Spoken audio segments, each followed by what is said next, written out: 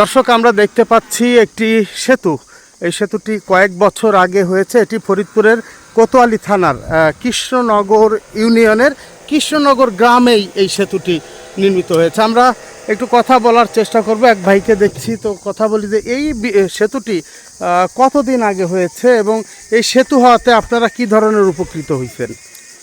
4-5 বছর ধরে এই ব্রিজ হয়েছে। পাঁচ বছর হয়েছে। আচ্ছা, তো এই সেতু দিয়ে কোন কোন এলাকায় যাতায়াত করে মানুষ? এটা দিয়ে এমনি যে কোলারহাট যাবি, আবার কোলারহাট মানে কি রাজবাড়ির কোলারহাট? হ্যাঁ, রাজবাড়ি। আচ্ছা, এখান থেকে এদিক দিয়ে যাওয়া সহজ। হ্যাঁ, আবার এমনি যে বোয়ালে যাবি, এমনি যে মধুখালী যাবি।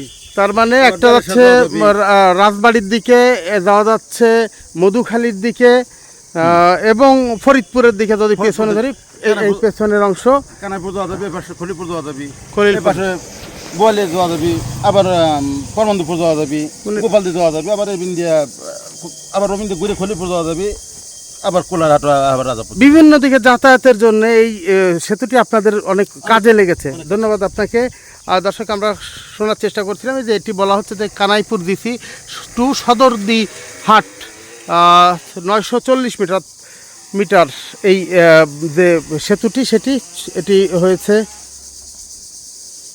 4,75,75,00,000 টাকা এবং 2024 সালে এটি বাস্তবায়ন করা হয় এবং এটি এলজিডির বাস্তবায়ন করে। তো আমরা সেই সেতুটি দেখবার চেষ্টা করছিলাম।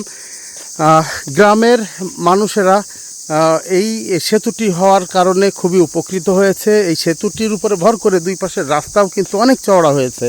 এক সময় এখানকার রাস্তা এতটা চওড়া ছিল না, এখন কিন্তু অনেক চওড়া হয়ে গেছে রাস্তাটি। তো এই সেতুটি হওয়ায় যেমন কৃষিপণ্য আনা নেওয়া করাটা সহজ হচ্ছে, কারণ উভয় প্রান্তে হাজারো মানুষের বাড়িঘর, তাদের যে সহায় সম্পদ, বিশেষ করে কৃষি জমি, সেগুলো কিন্তু উভয় প্রান্তেই রয়েছে। আর সেই কৃষি জমি থেকে ফসল আনা নেওয়ার জন্যে এই সেতুটি গুরুত্বপূর্ণ ভূমিকা রাখছে বলে এখানকার মানুষেরা বলছেন বা দাবি করছেন। দর্শক, আমরা এই সেতুটি দেখবার চেষ্টা করলাম, তো নিশ্চয়ই আপনাদের ভালো লেগেছে।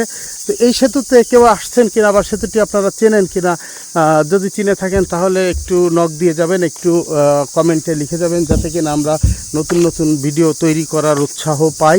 একই সাথে বলবো যে আমরা আসলে ফরিদপুরের বিভিন্ন স্থানকে তুলে ধরবার জন্য আপনাদের সামনে এই ধরনের ভিডিওগুলো করে থাকি। তো ভিডিওগুলো যদি ভালো লেগে থাকে তাহলে নিশ্চয়ই একটি লাইক, একটু কমেন্ট, আপনার একটু মতামত প্রত্যাশা করি। ভালো থাকবেন, সুস্থ থাকবেন।